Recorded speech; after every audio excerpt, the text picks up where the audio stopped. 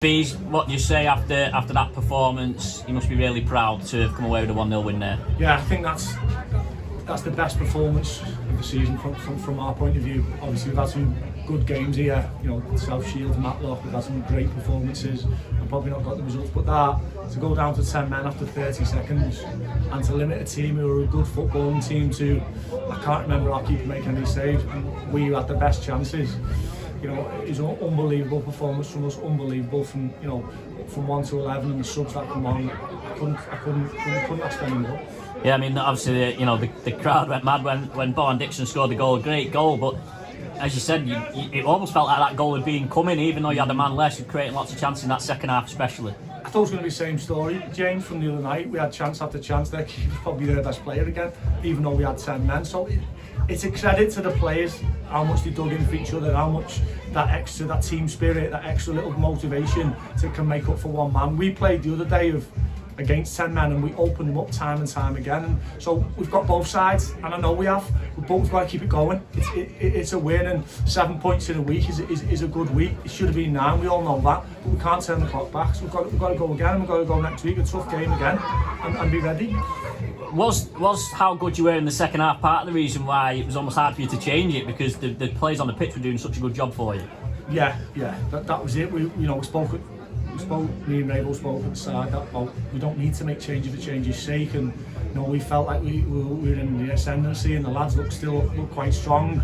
We just thought, let's get Josh on and get hold of it for us, and he nearly scored a great goal, so some save, and we didn't really need to change it. The lads took the information on what we spoke about at half time, and even during the second half we changed it slightly again to a couple of minor things, and we took it all on board, so we didn't really need to change.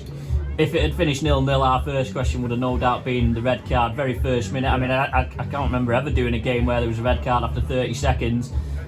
Just what did you make it? That's a bad decision. It's a poor decision. Sean's gone to win a tackle. He's gone to kick the ball, and the lad's got there before him. It's a foul, possibly a booking, but to send him off is a shocking decision.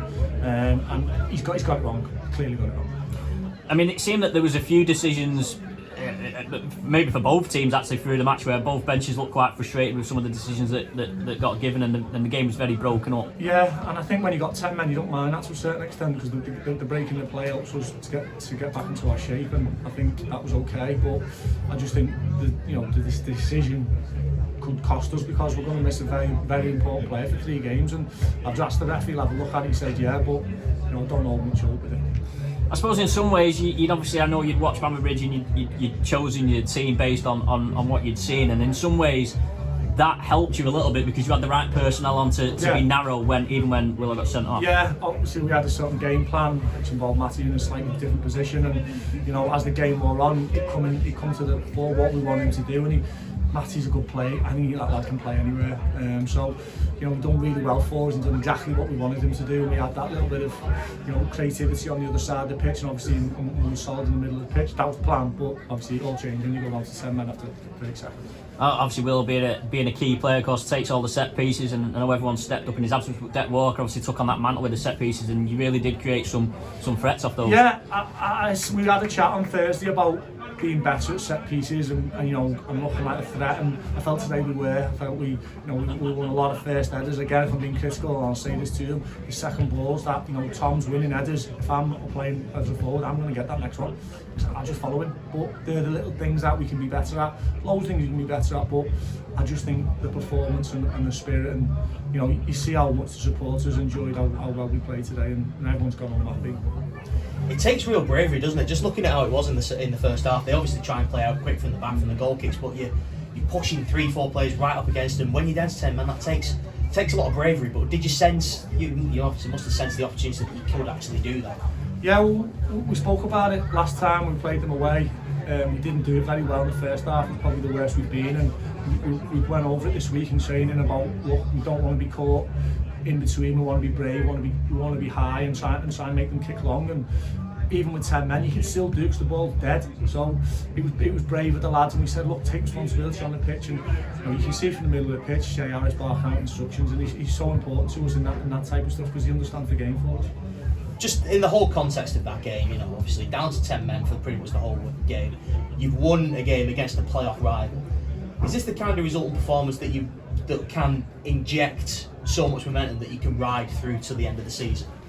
You like to think so, Matt, but I just think every game's so important. I think the league's a tough league. I think next weekend Norfolk have been one of the standout teams over the last few years. They've had maybe an indifferent season, but if they turn up on the day, it's just as tough as today. So I think, hopefully it breeds confidence, momentum and things like that, but I think the most important thing is just taking each game as it comes next week. Obviously you'll lose Sean Williams there for a few games, but aside from that, the squad's looking quite healthy now, to the point where you had to leave someone out today. It's the first time I had to leave somebody out. Everybody's fit, touch wood, we're all right after today. We've got a good squad, we've got a small squad, but it's a good close-knit group, and you can see what it means to them and what it means to each other. The subs who didn't get on, you could hear them on behind me, backing the mates, and they're going to be important to us. As I say, we've got a suspension now, so some will come in, and we've got to be ready, and they are. We're not going to just sign someone for the sake of the body. It's important we don't do that, because it's not what we're about. So we've just got to keep an eye on things.